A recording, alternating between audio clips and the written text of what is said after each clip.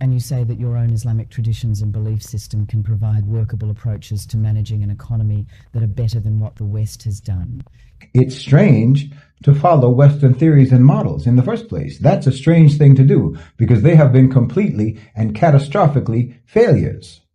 I'm a Muslim, alhamdulillah, I'm a Muslim.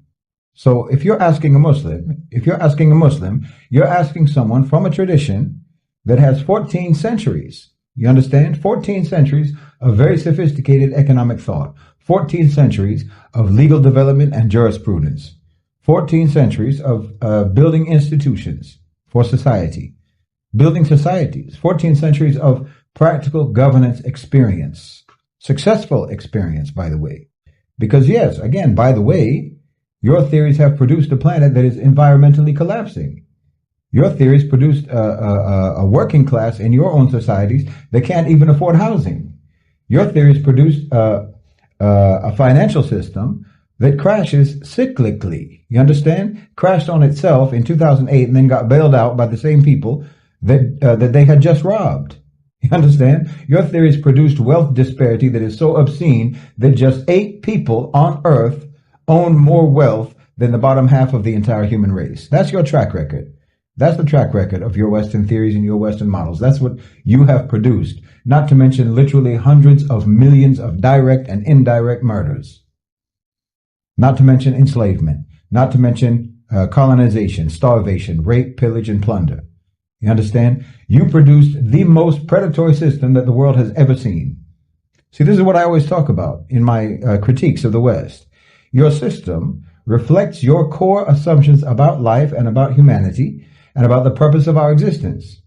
And the first question that you have to ask is, what is a human being? What is a human being? See, most of the people who talk about economics are not going to think that this question has anything to do with economics, especially Westerners. Most Westerners are not going to think that has anything to do with economics. So your answer, the West's answer, capitalism's answer, and they're very frank about this in capitalist doctrine, is that the human being is nothing but a rational maximizer of their own self-interest. That's human nature at its core, as far as capitalism is concerned. We are selfish creatures. We're selfish, self-serving, and greedy. That's your core assumption about human beings. You're coming from a fundamental contempt for human beings and a fundamental contempt for human nature. The truth is, it's a satanic assumption from the outstart. And your failure is catastrophic. Now, our foundational morality, our foundational beliefs about human nature and about human purpose are drastically different from yours. Drastically different. We took ours from the creator of human beings, and you took yours from the sworn enemy of human beings. See, for us, we understand, alhamdulillah, that the human being is a khalifa, a steward, a trustee, a custodian. You're here with a trust. You're here on earth with a trust. It's an amana. You're here with a responsibility on earth. You didn't create yourself. You didn't create the earth. You didn't create the world. You didn't create the resources that are here on earth. You didn't create any of that. You're here managing something that belongs to Allah subhanahu wa ta'ala. You're managing it on behalf of everyone who needs it. Okay, that's a completely different starting point. So for instance, in our jurisprudence, in our fiqh, there's a concept called, or a principle called gharar, which is basically the prohibition on shifting risk onto the weaker party in any arrangement. You understand? Because that's unjust. And justice is something that actually matters to us in all affairs. We don't divorce justice from commercial issues or financial issues or economic issues. Okay, so right now in America, in the West, this entire gig economy, so-called, Uber, DoorDash, what have you, Amazon, right? It's all built on one single idea, which is we, the corporations, will capture all of the upside and we will transfer all of the downside to you.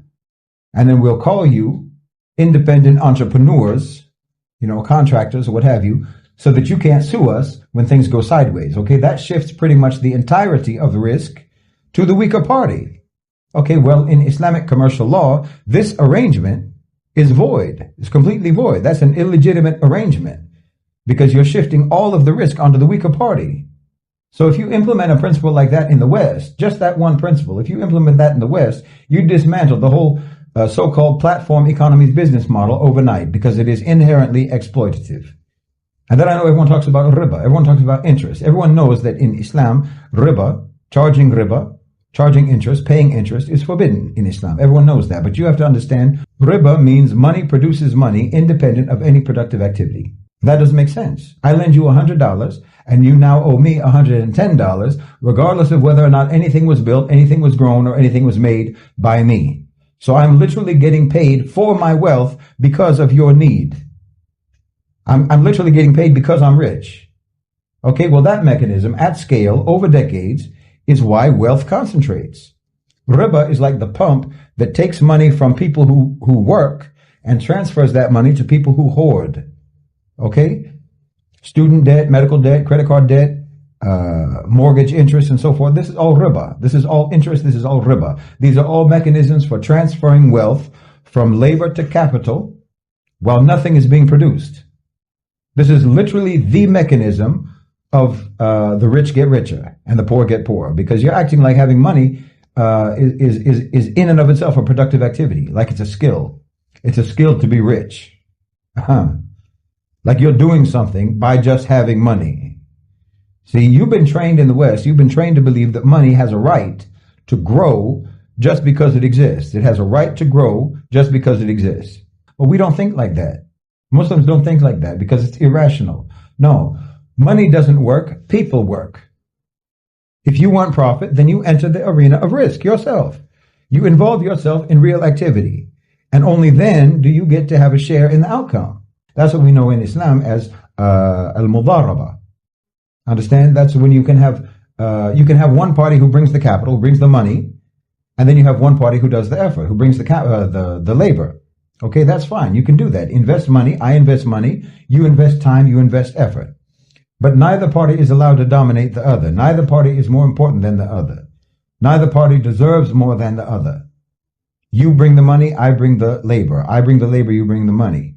And if the undertaking succeeds, then we both win.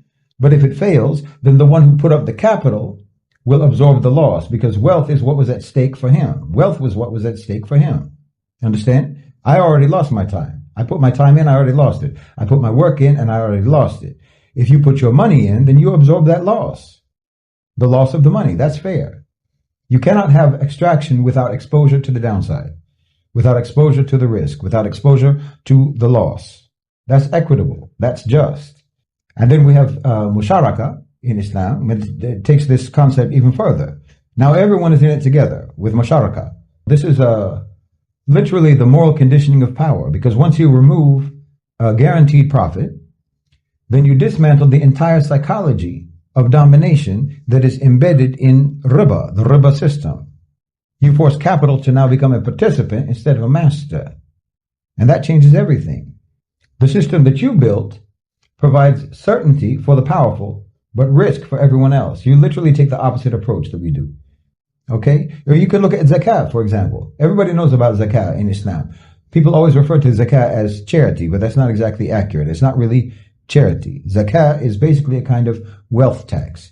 2.5% on accumulated assets above a given threshold. Zakat prevents the unlimited, unaccountable accumulation that you have in the West that produces oligarchies. It's a kind of a structural break on the concentration of wealth. You can still be rich. It's no problem. You can still be rich. You can still own things, but you don't get to sit on a mountain of wealth and let that mountain of wealth just continuously grow forever while people around you are starving. It has to circulate. Okay? This isn't communism. That mountain of wealth is still yours. It's still yours, still belongs to you, but there's an obligation attached to it. Ownership in Islam is not absolute. It's always custodial. This is what I'm saying. Because you're a khalifa, you're a steward, you're a trustee, first, last, and always. And again, I've talked a few times about the institution in Islam called waqf, W-A-Q-F, waqf. A waqf is basically a property or an asset that is dedicated permanently to community benefit. It can't be sold, it can't be privatized, it can't be enclosed upon or foreclosed upon. Okay? In the Ottoman Empire, that's how they ran their hospitals, how they ran their schools, their water systems, their housing for the poor. And again, in our history, we had something that was called Hisbah, which was a sort of a market oversight institution. This goes all the way back to Medina. It means you don't get to hide behind corporate structures. You don't get to hide behind legal loopholes while you cheat people, while you poison the environment. while you manipulate prices and so forth. All the things that you people in your corporations get away with. And once you understand this, once you understand how our systems work, you're going to realize very quickly why they're so scared of Islam. Why our kind of system has to be completely obscured and completely demonized. Why they want no Sharia, no Islamic law. Why everyone has to hate Islam. Because our system brings accountability.